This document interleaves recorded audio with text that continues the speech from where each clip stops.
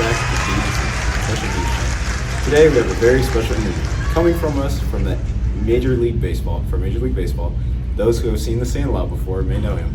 It's sometime champion Babe Ruth. Give it up. Yay. Yay.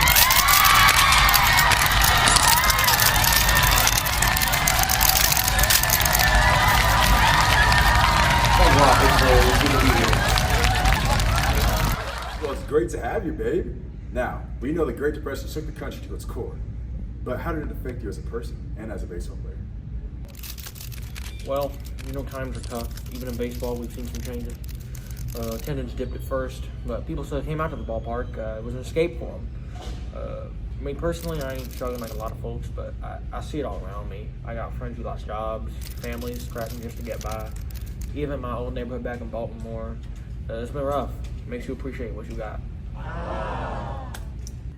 We're happy to hear that you've been observant of these changes within society. But you retired around this time, right? So you must have had it better economically than others. Well, I had a way better time than Hoover. He had a $75,000 salary. I was making about $80,000.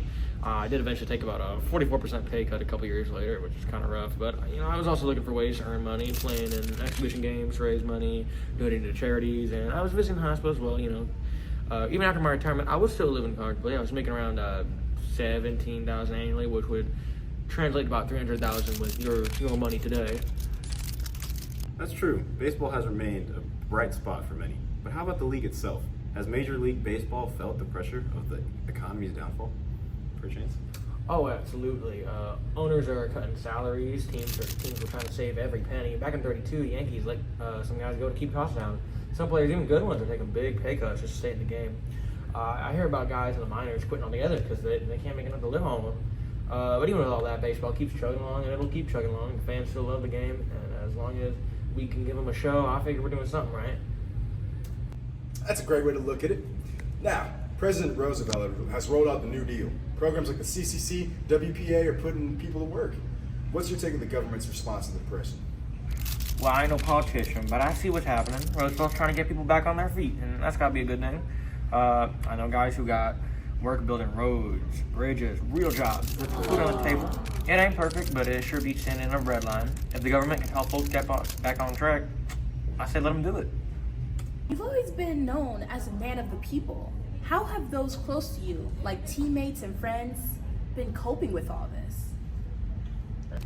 Some of the guys are doing all right, but others, not so much. You got fellas who were playing just a few years ago. Now they're broke, selling cars or working odd jobs. Even Lou Gehrig, one of the best, he's careful with his money. Not everyone had the kind of deals I got, and I know that. I've tried to help when I can, but no one man can fix everything. It's tough to see good people struggling. It certainly is. One last question. What do you think baseball's role is in a time like this? Well, baseball gives people hope. Maybe in the stands or listening on the radio, you ain't thinking about the mortgage or where your could you back up? That's all up in my face. Sorry. Or where your next meal's coming from. You're cheering, laughing, living in the moment. If we can keep bringing that to folks, then we're doing something worthwhile. The country's in a rough spot, but we'll pull through, just like a team fighting back in the ninth inning. Very well put, Mr. Ruth. Thank you for your time. And all you've done for baseball and the fans.